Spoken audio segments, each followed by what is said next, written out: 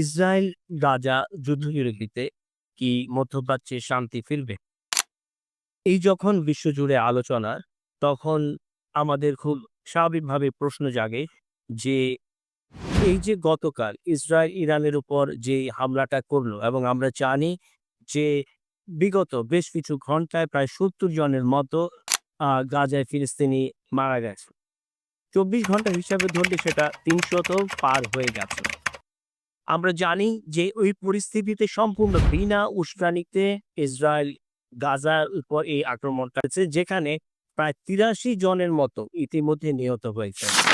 এই যখন সার্বিক অবস্থা, এখানে আরেকটা বিষয় হচ্ছে যে ইন্দোনেশিয়ার একজন হসপিটালের ডক্টর ডক্টর মারওয়ান সুলতান, তিনিও কিন্তু এই হামলায় মারা গেছেন।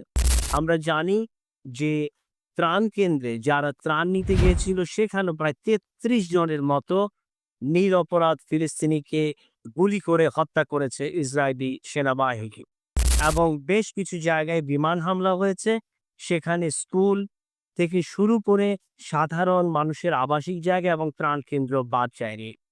একটা স্কুলেই আমরা দেখেছি যে ১০ জনের মতো শিশু সেখানে নিহত হয়েছেন।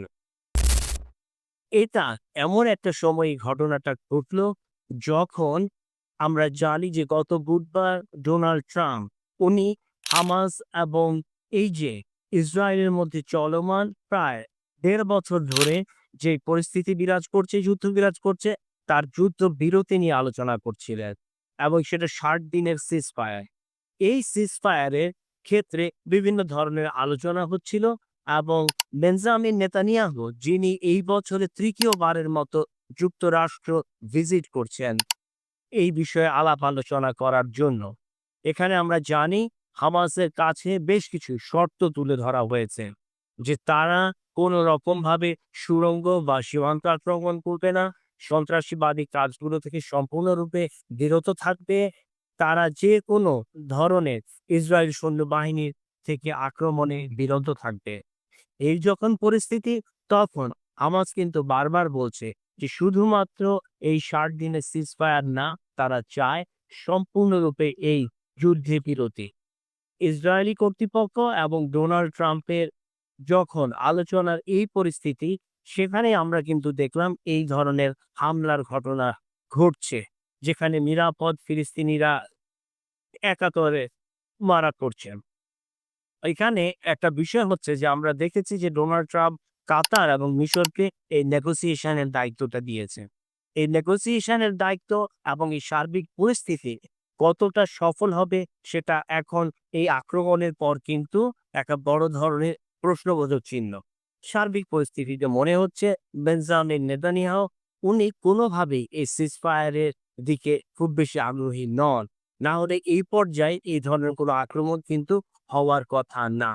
বেশ কিছুদিন পূর্বে আমরা দেখেছি যে ইরানের উপর ইসরায়েলের সেই আক্রমণ, এবং সে আক্রমণে সারা বিশ্বব্যাপী বিশ্লেষকরা যেটা বলার চেষ্টা করছে যে কি ধরনের পরাভূত বা পরাভূত হয়েছে ইসরায়েলি সেনাবাহিনী। সেই ক্ষেত্রে তাদের সেই দগদগের ঘা থেকেই তারা কিন্তু আবার গাজার নিরপরাধ ফিলিস্তিনিদের উপর ঝাঁপিয়ে পড়েছেন এবং সেটাই আমরা দেখেছি নিরপরাধ ফিলিস্তিনিদের উপর একের পর এক আক্রমণের কারণে। পরিস্থিতি বোধহয় আরেকটু ঘোলাটে অবস্থায় যাচ্ছে। আমরা অধীর আগ্রহে অপেক্ষা করব যে বেঞ্জামিন নেতানিয়াহু এবং ডোনাল্ড ট্রাম্পের মধ্যে সার্বিক আলোচনাটা কোন দিকে যায়। ইতিমধ্যেই কিন্তু ইসরায়েলের এই ধরনের আক্রমণ সারা বিশ্বে অনেক ধরনের ক্রিটিসিজমের শিকার হয়েছে। আমরা মনে করি যে সম্পূর্ণ যুদ্ধবিরতি পারে মধ্যপ্রাচ্যে আপাতত কিছু জায়গায় হলেও শান্তি ফিরিয়ে আনতে, এবং এই ক্ষেত্রে যারা মানবাধিকার নিয়ে কাজ করছেন, যারা রিফিউজিদের নিয়ে কাজ করছেন, সেই সকল ফিউরিস্ট সহ যারা রয়েছেন তাদের সকলকেই এগিয়ে আসা উচিত। ধন্যবাদ।